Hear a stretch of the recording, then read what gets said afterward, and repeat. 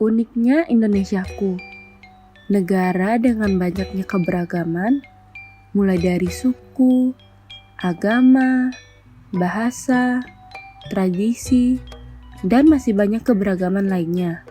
Setiap daerah tentu memiliki tradisi-tradisi unik. Nah, di sini kami akan membahas 12 tradisi unik di Indonesia.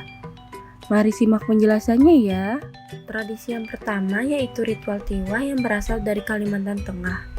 Di Kalimantan Tengah terdapat tradisi khusus yang dilakukan untuk orang yang sudah lama meninggal. Upacara Tiwah ini biasa dilakukan oleh suku Dayak untuk pengantaran tulang orang yang sudah meninggal ke sebuah rumah yang disebut sandung.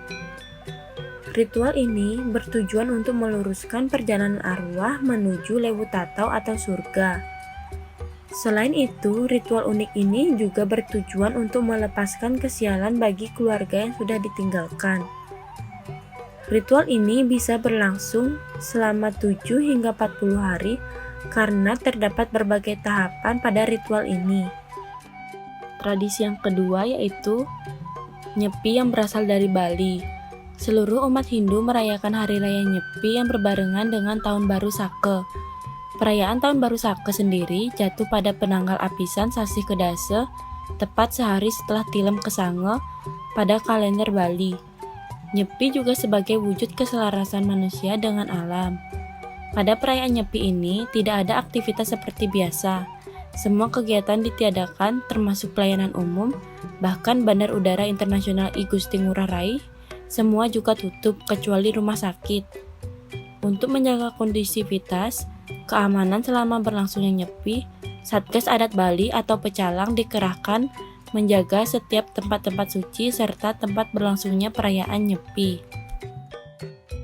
Selanjutnya ada tradisi Giruncing, suku Mentawai dari Kalimantan. Bagi suku Mentawai, wanita yang cantik harus memiliki tiga kriteria. Yang pertama, telinganya yang panjang. Yang kedua, tubuhnya dihiasi titi atau tato. Yang ketiga, giginya yang runcing.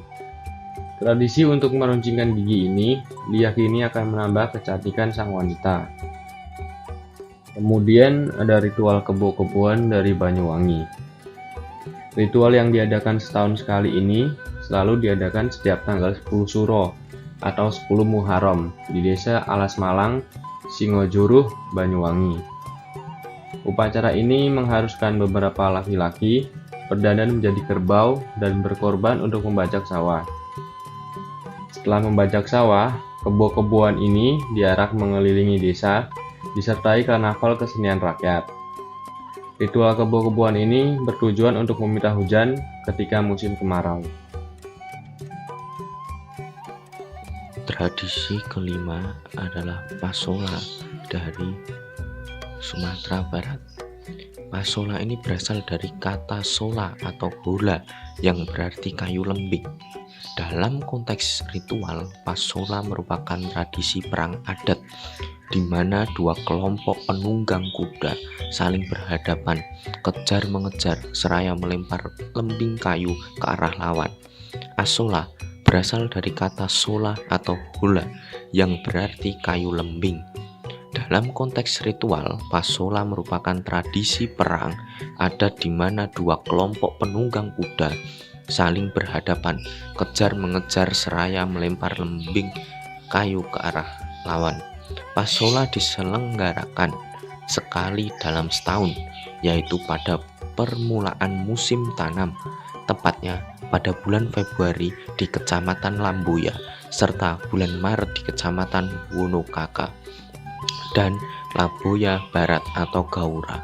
Sama halnya dengan upacara Bijalungu Hiupana.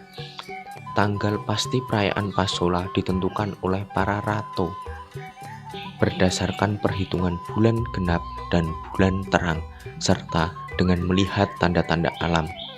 1 bulan sebelum Pasola, seluruh warga harus mematuhi sejumlah pantangan, antara lain tidak boleh mengadakan pesta, membangun rumah, dan lain sebagainya.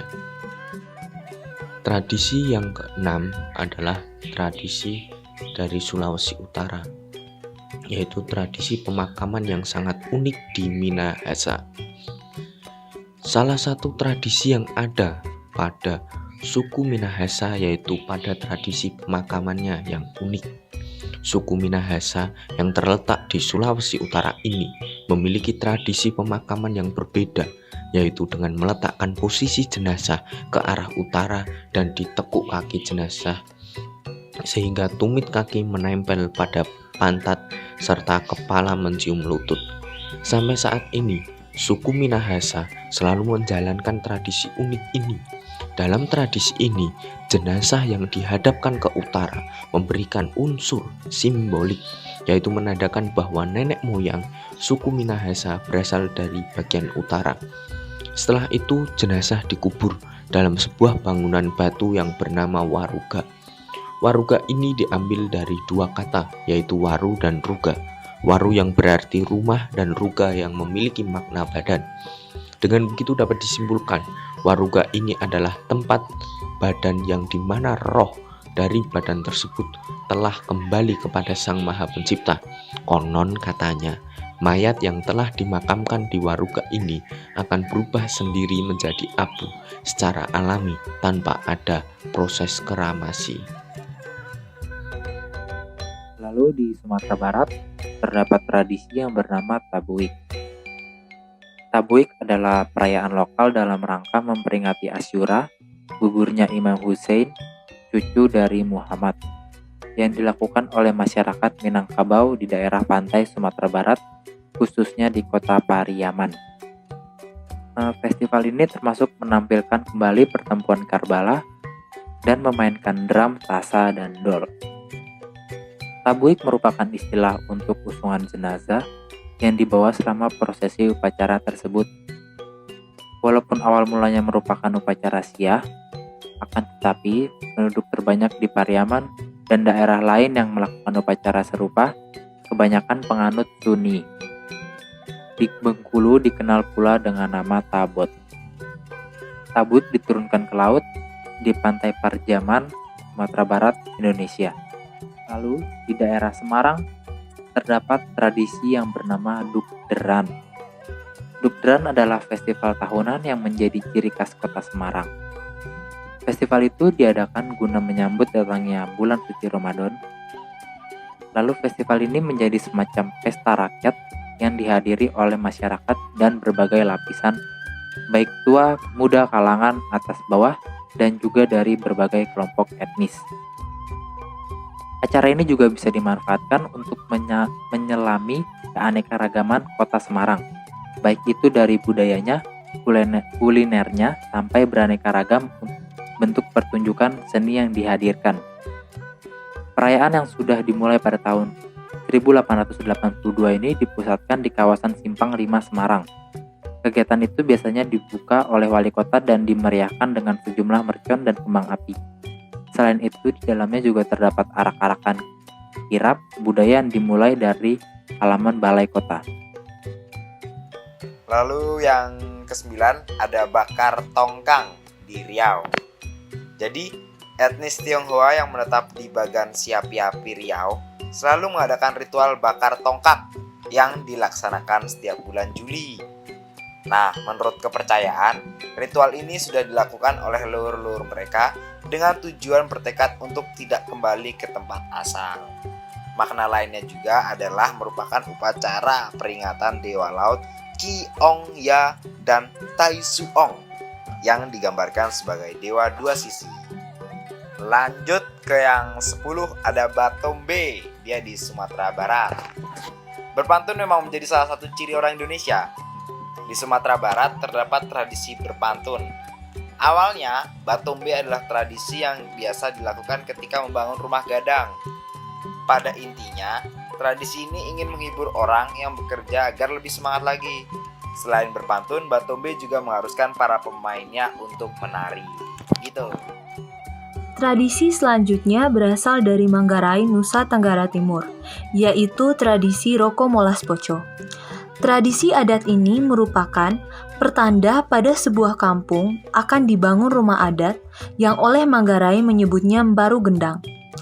Roko Molas Poco terdiri dari 3 kata, yaitu roko berarti pikul atau memikul bersama, molas yang berarti cantik atau menawan, dan poco berarti gunung atau hutan. Secara harafiah, tradisi ini diartikan sebagai memikul secara bersama-sama kayu terbaik dari gunung atau hutan. Sebelum upacara roko molas poco ini berlangsung, rentetan proses berlangsung di rumah adat atau mbaru gendang.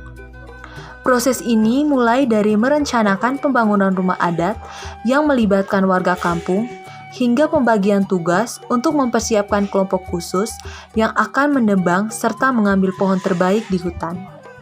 Selanjutnya merupakan tradisi dari daerah Bali, yaitu Makare-kare. Pulau Bali juga menyimpan sebuah tradisi unik yang dilakukan oleh para lelaki di desa Tangenan Pegrisingan sebagai sebuah persembahan bagi Dewa Indra. Dalam tradisi ini, pria-pria dari desa tersebut akan melakukan pertunjukan perang dengan menggunakan daun pandan berduri sebagai senjata serta perisai rotan untuk menangkis serangan lawan. Setelah melakukan ritual ini, semua peserta Makare-kare akan duduk menyantap makanan bersama-sama sambil diobati luka-lukanya. Ini merupakan beberapa tradisi unik yang kami ambil dari beberapa daerah. Nah, begitu unik-unik kan tradisi yang ada di Indonesia? Sebagai warga Indonesia, tentunya kita harus bangga dengan keberagaman yang ada. Dan jangan lupa juga untuk selalu melestarikan kebudayaan. Budaya adalah cerminan bangsa. Ayo kita pertahankan budaya Indonesia. Sekian video dari kami, jangan lupa di-like ya.